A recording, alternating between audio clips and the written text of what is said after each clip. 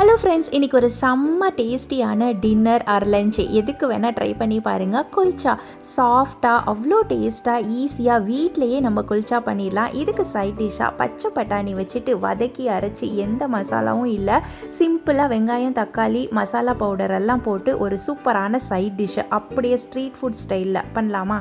இன்றைக்கி கோதுமை மாவில் தான் இந்த குல்ச்சா செய்ய போகிறோம். 2.5 கப்பு ஆட்டா மாவு கோதுமை மாவு எடுத்திருக்கேன். இந்த 2.5 கப்பு மாவுக்கு உங்களுக்கு 12 குல்ச்சா கிடைக்கும்.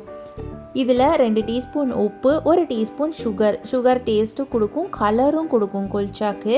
இதில் 1 டேபிள் ஸ்பூன் அளவுக்கு எண்ணெய் சேர்த்து இது எல்லாம் நல்லா மாவோட மிக்ஸ் ஆகிற அளவுக்கு ஃபஸ்ட்டு பிசைஞ்சு விட்டுருங்க. இந்த மாதிரி உதிராக வரணும். இதுக்கப்புறமா 2 டீஸ்பூன் அளவுக்கு தயிர், இதில் 1 டீஸ்பூன் அளவுக்கு பேக்கிங் பவுடர் சேர்த்து தயிரோட நல்லா கலந்துட்டு மாவோட சேர்த்து நல்லா பிசைஞ்சிருங்க. இப்போ கொஞ்சம் கொஞ்சமாக தண்ணி சேர்த்து மாவை பிசைங்க. எனக்கு 1.5 கப்பு அளவுக்கு தான் தண்ணி பிடிச்சிது, உங்கள் மாவை பொறுத்து மாறும். நல்லா அழுத்தி 10 நிமிஷம் கண்டிப்பாக மாவை பிசையணும். நல்லா மசாஜ் பண்ணி பிசைங்க, அப்போ தான் சாஃப்டாக வரும் குல்ச்சா.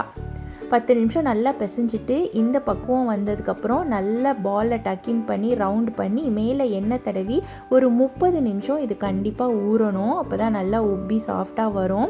இப்போ நம்ம பட்டாணி மசாலா ரெடி பண்ணிடலாம். நான் இன்றைக்கி பச்சை பட்டாணியில் தான் பண்ணியிருக்கேன். நீங்கள் ட்ரைடு எல்லோ பீஸில் கூட ஊற வச்சுட்டு இதே மாதிரி வேக வச்சு பண்ணலாம், ரெண்டுமே சூப்பராக இருக்கும்.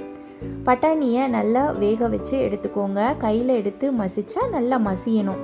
இந்த பக்குவம் வரைக்கும் நல்லா வேக வச்சுட்டு தண்ணியை வடிச்சிட்டு எடுத்துக்கோங்க. இப்போ சிம்பிளாக ஒரு மசாலா அரைச்சிடலாம். கை நிறைய கொத்தமல்லி, 1 பச்சை மிளகா, 2 பூண்டு, ஒரு சின்ன துண்டு இஞ்சி, ஒரு ஸ்மால் சைஸ் லெமன் புளியை நல்ல தண்ணியில் 1/2 டம்ளர் தண்ணியில் கரைச்சி வச்சுக்கோங்க ரெடியாக. அந்த தண்ணியை இதில் சேர்த்து அரைச்சிக்கலாம். இப்போது இதை நல்லா ஃபில்டர் பண்ணிக்கோங்க. இந்த கசடெல்லாம் வேண்டாம், இந்த ஃப்ளேவர் எல்லாம் தண்ணியில் இருக்கும்ல அது போதும் நம்மளுக்கு.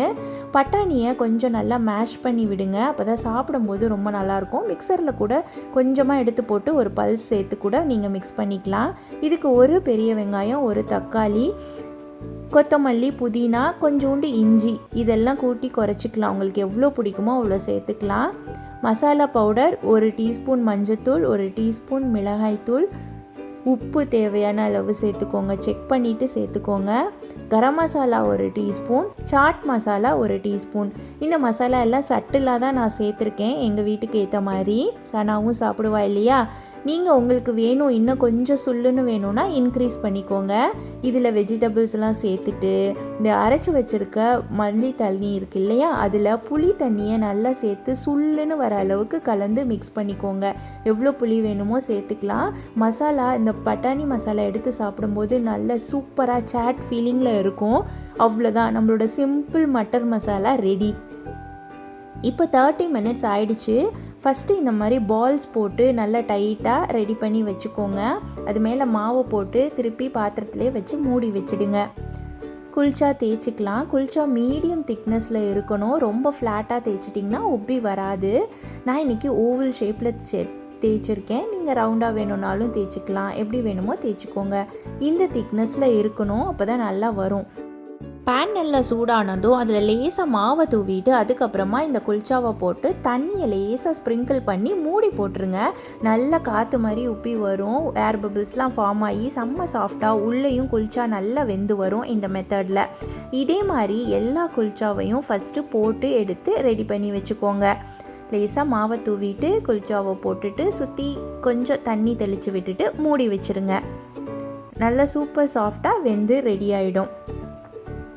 பார்த்தீங்களா, செம்மையாக இருக்கும் இந்த குல்ச்சா, சாஃப்டாக அப்படியே சாப்பிட்றதுக்கு. பட் இதுக்கு ஒரு ஆடட் டேஸ்ட் கொடுக்கணும் இல்லையா, பட்டரை பேனில் போட்டுட்டு குல்ச்சாவை போட்டு ஒரு திருப்பி பட்டர் எல்லா இடத்துலையும் ஒட்டுற அளவுக்கு பரட்டி எடுத்துக்கோங்க. இந்த ஸ்டெப்பை சாப்பிடும்போது பண்ணுங்கள்.